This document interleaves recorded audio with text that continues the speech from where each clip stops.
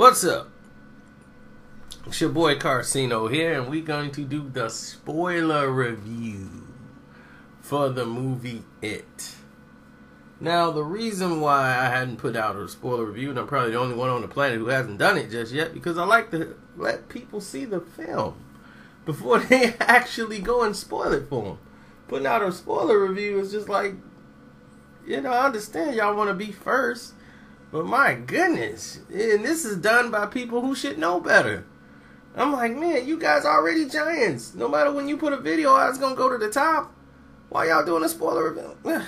Alright, whatever. But anyway, I can't knock what others do. Just do what you do. That's the name of the game. So, here we are, the spoiler review for It. Now, when Stephen King's It was going to be remade from the 90s miniseries that came on television, already I knew this was going to be huge, because there's no way they could screw this up. It's actually 27 years based on the last time we seen the film, which ties into the movie plot that this thing that's It doesn't have a name. They don't know where it comes from. It's just an It. And it comes every 27 years to feed on children. Now, when the film opens up, you see the little brother is Georgie. He was getting ready to fly his little paper boat and float it in the water. But his brother sends him in the basement to go and get this glue. And then you see these eyes that's kind of like watching him as he goes in and tries to get everything done that his brother wants. So he gets all these things done, and he comes up, and he has the boat coming, floating down, and he bumps his head and runs into Pennywise, the clown, who tells him the whole entire circus is down there waiting for little Georgie. He has the boat in his hand and tells him, hey, you want to come get your boat? Your brother Richie would be upset. He's going to kill you if you lose this boat. So he manipulates Richie. Richie sticks his hand in to try to get the boat, and he bites his arm off. Now, we never saw that on the 90s series. We assumed that he just got bit or something when he reached in, because we saw his face just come up to the camera. Ah! But in here, it's very graphic. I didn't know if they were going to actually do that, and they did it. Bit his arm off, and you see Richie turn around. Georgie turns around with his one arm missing. He calls for his brother Georgie. Georgie calls for his brother Ben. And from that point on, the movie was lit. Because now you knew this was serious. You're like, whoa. He reaches an arm out. Long arm comes and grabs Georgie, snatches him in. As he goes into the sewer, he's screaming his brother's name to save him. That's how crazy it was. Now, when you're looking at this film, you're looking at a situation where you have no idea what's going to happen next, how it's going to happen, who may be the next to go, who won't go. The whole cast is in disarray, as the brother Bill, who's the big brother and basically the leader of this entire crew, who has a stuttering problem that seemed to have come and existed due to the fact of his brother's disappearance. And he's traumatized. It's years later. It's about a couple months later now, almost a year. And kids are disappearing throughout this entire year. And no one seems to know what's going on. There's a curfew in place. People have to be in the houses by a certain time. So they're being bullied by this crazy bully who's way over the top. And the crazy bully and his group, they always picking on these kids. And the characters and the story of what make this movie so great is this cast of kids. This is like Goonies meets Nightmare on Elm Street. You know, and they're the kids of Elm Street. But these kids here are not some characters that you don't know that's about to be killed. These characters live there, and they're from the town of Derry. And the way these kids talk amongst themselves is like how kids would talk if they weren't around their parents. They curse, they do everything, and Richie steals the show because he's mostly the motor mouth of the entire crew. Beverly, the actress that plays her, she just was outstanding because she goes through a lot, being the only woman in there in the town that's hanging out with these groups that's called the Losers. Now, you've seen some very extreme scenes in here. You saw the word H carved as Henry, the other bully, carves the H into the big guy Ben into his stomach. And it, the clown, Pennywise, is tormenting each one of them individually, trying to get them scared with whatever they fear, trying to get them boosted up. Like he says, salt, he's salting the meat, and that's what it's described as, is they taste better when they're scared, because he could taste the fear on them, he could smell the fear on them.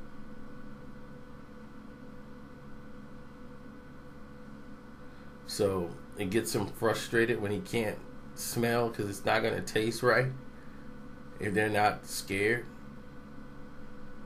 And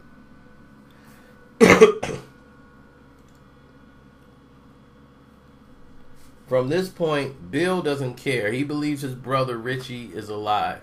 I mean, his brother Georgie is alive. And he's going to do everything in his power to get Georgie back. So he's traced everything down to the sewers, and he wants to go down there and gets everybody together. Now, what I didn't understand is with Mike.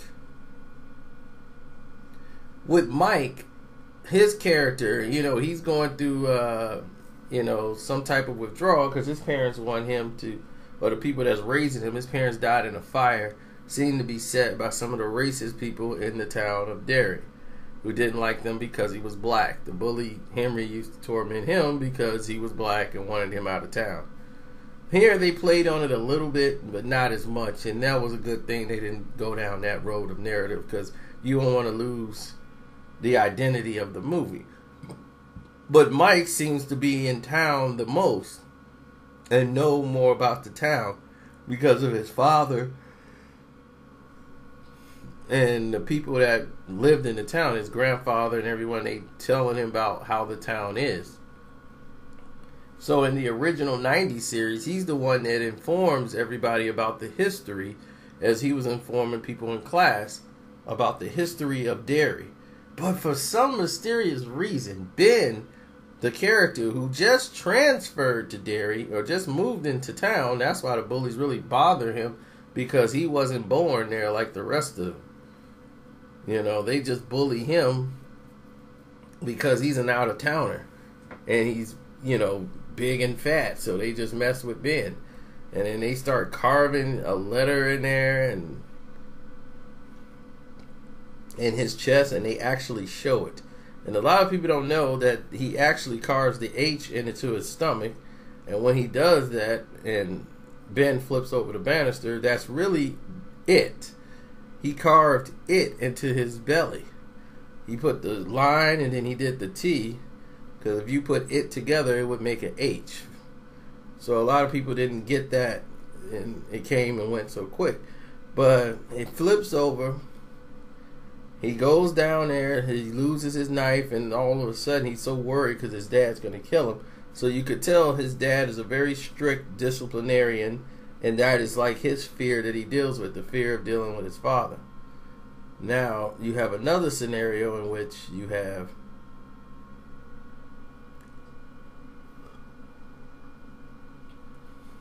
Beverly's dealing with some things that's in her household. Her father's apparently giving the impression that he molests her. And she decides to cut her hair to look more like a boy so he wouldn't be attracted to her. You know, so she cuts her hair off. That's her fear. Mike's fear is about his parents dying, and then he's in there killing sheep, you know, in the town, you know, because that's what they got to do. They sell the meat, selling lamb chops, and that's what they got to do. You know, it's the business. And Stan, you know, he's in Hebrew school, and he's going through his motions in Hebrew, and he just don't have the time and patience for this. This is not what Stan wants at all. And he's afraid of this painting that's in the Hebrew class. Richie, nobody knows what was wrong with Richie. Richie never saw it. It never came from Richie. Richie was too confident. He had too much confidence in it, never really revealed his weaknesses. Eddie, he was afraid of disease. His mom kept him in the place, fear of everything, and she was giving him gazebos, some really garbage pills just to have him keep taking them. There was nothing wrong with Eddie whatsoever. So Richie breaks down and tells everybody once they start seeing the clown and everything that he was afraid of clowns. And that was the thing. Everybody starts seeing the clown, and he was like, look, I don't know what y'all talking about. Is it because all y'all are virgins? That's why y'all keep seeing clowns? I don't see it. Richie always bragged and had the motor mouth out of the whole crew. So when all of this is going down, they go in there and they start fighting it. What the problem I had is they had Ben give the speech Mike was supposed to give about doing the character base. Like, as far as explaining, like, where everything was in the town. And I'm like, well, that don't make any sense. Why would he be doing that? That makes no sense to have him doing it when Mike is in the movie. Mike can give the speech himself. Why would you have Ben do it? He's the out-of-towner. So he's just like, I just go to the library and learn about the history of Derry, and this is what happened. But anyway, that happened. So... And that kid, Mike, that plays Mike, he is a dead ringer for an Ali film. If they do a film on Classics Clay, they need to do it right now and start with this guy, Mike. He looks just like Muhammad Ali did when Muhammad Ali was a kid. I mean, exactly. Split an image of him. So, they need to start filming that like tomorrow. He can play that role in his sleep. Now... as far as the rest of the movie, Pennywise shows up and it's time to float. I mean, the actor who did this Pennywise was perfect because now we got the visual aid. We have a lot more to work with here, and you get to see the confusion, the twistedness in him, and he's doing this for survival. And that's what you're seeing it for. He doesn't do it just for the pleasure. He's doing this because this is what he does every 27 years. This is how he survives. He has to eat these children. So he has to turn into whatever he can to basically ward off these kids bothering him and everything else. So it's always something that they would fear or something that would draw them in. Like a clown. A dancing clown. Pennywise is probably a real person, a real dancing clown who brought in a lot of kids. And he said, well, now that this guy's dead and gone, I'm going to take that identity and I'm going to use it because that breaks down the barriers. A dancing clown. That's going to bring the kids. And that's what he needs to eat. So he will become that image. But when he needs to get them fear, he knows how to turn into something they fear the most. And go right towards it. So, with him, it's entirely different. The creepiest scene, I think, was in the garage when the projector was going off. They did a really good job shooting that. scene. I really thought that was one of the most creepiest parts on there. And the way that picture came out and attacked attacked Stan. And that ended up having an effect on Stan, and you'll probably see that in chapter 2. And when it said chapter 1, most of the people were shocked because they hadn't even seen the original It from the 90s, the miniseries. You go back and watch that miniseries now, you will see that the beginning was great. Second part, not so much. And chapter 2, how they can avoid chapter 2 not sucking, is I doubt they play as many montages as they did in the second film to tell a backstory, because we kind of saw them all in this film.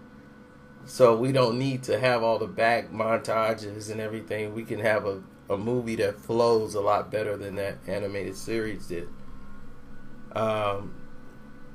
Every character had to face their fear when they faced off with Pennywise.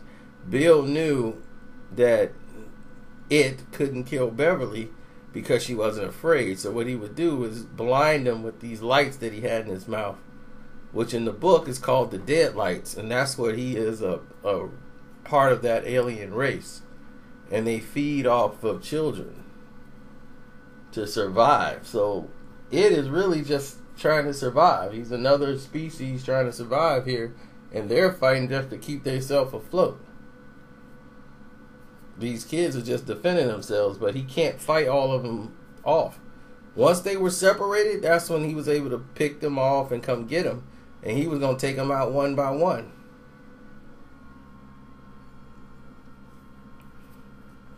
So down there, they're fighting them, and he's turning into the things they mostly fear. And for the first time, Bill is able to face his fear of Georgie and realize Georgie is gone. And once he shoots that pellet right into his head, he's like able to separate himself from the fact that Georgie's not alive anymore. He's able to accept that he's gone. Mike had to deal with the fact that, hey, my parents burnt up in a place. I have to face that fear. That's what happened. I gotta move on. Richie had to deal with the fact he's afraid of clowns. And when Richie's down there and they're getting the advantage on him and none of the stuff is really working, Ben's fighting him back, Eddie's fighting back, and he's not afraid of the germs anymore. He's gotten over his mom, keep treating him like he's sick and he's not. Beverly faced her father. All of them went through their whole things. Stan really kind of never did. Stan was kind of just going with the flow, but he never really faced his fears and defeated it. So Stan was just there by happenstance. So while all of them are there,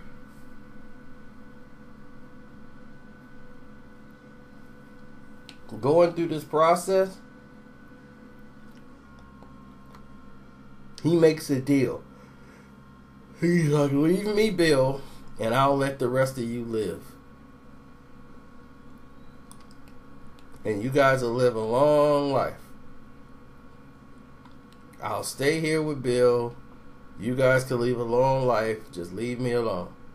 And I'll leave you guys alone. I can go into my deep sleep. So, naturally, you start to see, because they got the jump on him again. And that's when Richie was like, you know what? You dragged me down here, man.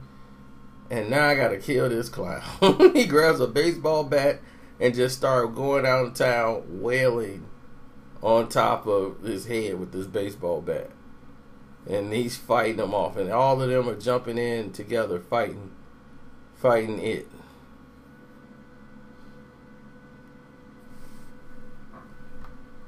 So while all of them are fighting him and they're getting the drop on him, he backs all the way up and he's shaking because he's scared now.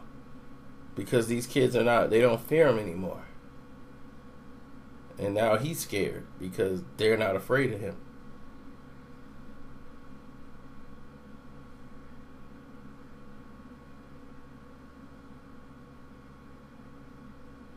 And he falls in the hole and he kind of like breaks apart. into pieces and fades away and falls down a sewage drain. So where will he appear again? Of course he is. That's the end of chapter 1. But in chapter 2, it's very interesting to see how they're going to bring Pennywise back. But definitely this movie brought people back to the theaters because there hadn't even been a new movie come out last week. They just brought back Close Encounters of a Third Kind last week. It was terrible. And movies have really been a letdown this whole summer. It's been a lot of letdowns as everybody's banking on the end of the year to try to make their money. And Spider-Man didn't do what they thought it was going to do. A lot of movies didn't do what they thought it was going to do this year. And it was a major disappointment. But it lived up to the hype. The highest grossing horror movie ever in a weekend. Ever. It's your boy Carcino. I'm out. Don't forget to subscribe and hit the notification button. Blah, blah, blah.